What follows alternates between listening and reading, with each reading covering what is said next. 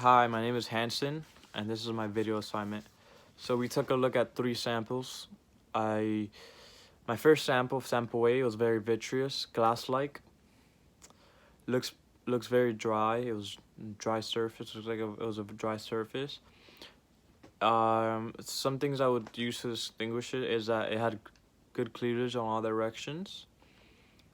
The edges looked like they were at a 60-degree angle. Very sharp edges, not as much as the other samples. The edges were nice and sharp. Sample B, it was vitreous with a pearly luster. It was sort of vitreous, not as reflective, but it was vitreous and kind of shiny. I would distinguish it by simply saying that it absorbs more light than sample A. In the video, I saw that the mineral had green light from the table. Sample A didn't. Sample A was less reflective.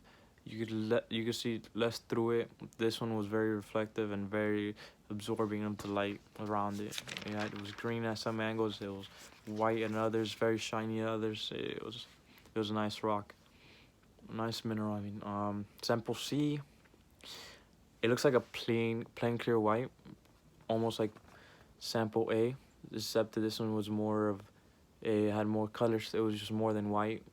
I would say it was kind of brown, light brown. It was sort of vitreous, not as glass like as I would have thought. It was more of a. It was just vitreous, but not probably at 50%.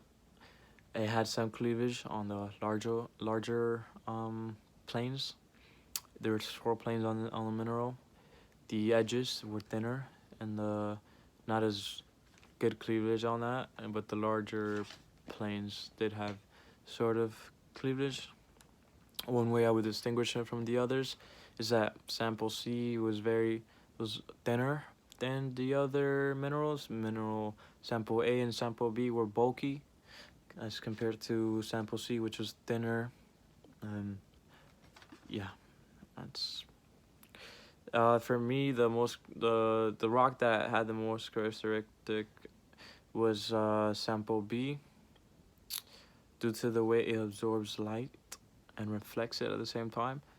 I thought that was pretty cool. I thought that had good characteristics.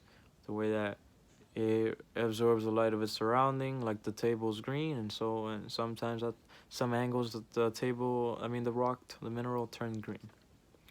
Yeah, thank you.